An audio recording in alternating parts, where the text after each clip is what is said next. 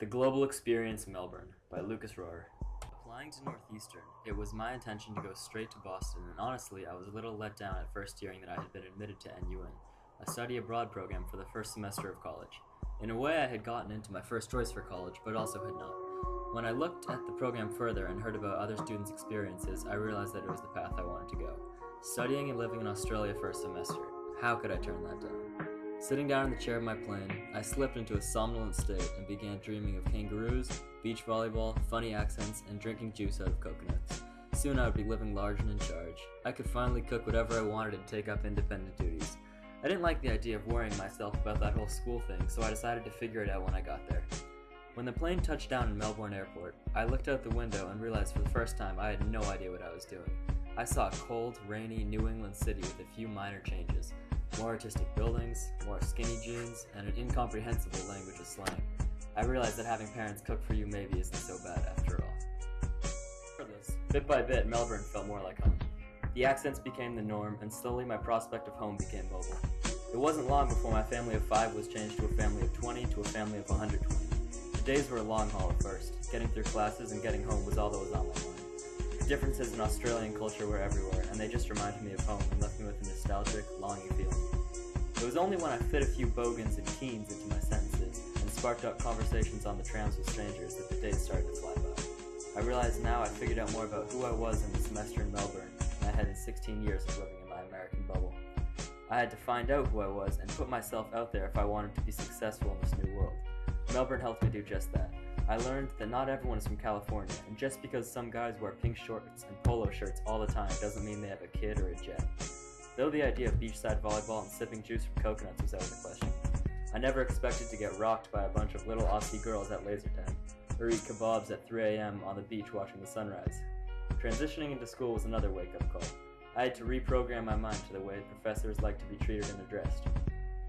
Calling every instructor by their first name and having classes that revolved entirely around what you need extra help with was something I was unfamiliar with before this, but now wish was something I could go back to at Northeastern. After a while, I had not only learned the ropes, but was a master.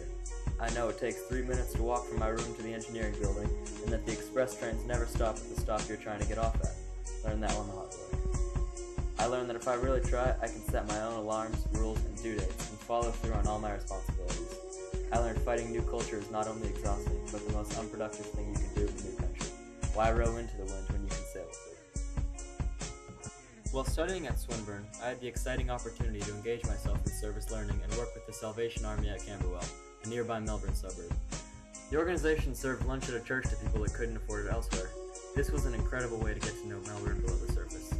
Although it was ugly at first and the people seemed rude and unappreciative, just like I was adapting to new change, so were they. They had never been served by Americans before, and perhaps they felt embarrassed. Whatever it was, I'm glad it passed, and soon going back was one of my favorite things to do. I met people from all over Australia and the world. One man sticks out in particular. I met Robin. He lived in San Francisco, the same city I am from. Since I was young, I have believed that the right way to get to charity is to do it yourself, hands-on, which is exactly what I was doing at Salvation Army. I remember when I was 7 or 8 in San Francisco, I looked out a window at a dinner party and saw homeless people outside sitting under a bridge and just watched them for the entirety of the celebration. Since then, giving to those less fortunate has always been a priority of mine, and it is infinitely more rewarding to see the look on their face when you hand them a plate of turkey, gravy, and mashed potatoes than putting money in an envelope and sticking it in a mailbox. My experience at the Salvation Army reaffirmed this and more.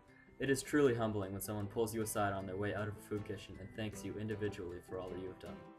I learned that no matter where I am in the world, even in a city as clean and beautiful as Melbourne, there is always work to do and always some way, somehow that you can give back and thank your new environment for the experience and hospitality. After doing the N.Uin program, I am 100% sure I made the right choice coming here. Returning to Boston, I feel I have an advantage on the students going the traditional route. Before I left, one of the things worrying me was the transition back to Boston, but now I can say that I am not worried at all. In Melbourne, I not only learned chemistry and biology, math, and other academic subjects, but I have become more independent and cultured. Going back to my California home is going to be a trip, literally and metaphorically, and along with a few more t-shirts and some souvenirs, I am bringing back a new sense of personhood and self-confidence. That's him whistling. Hello. What? Wait.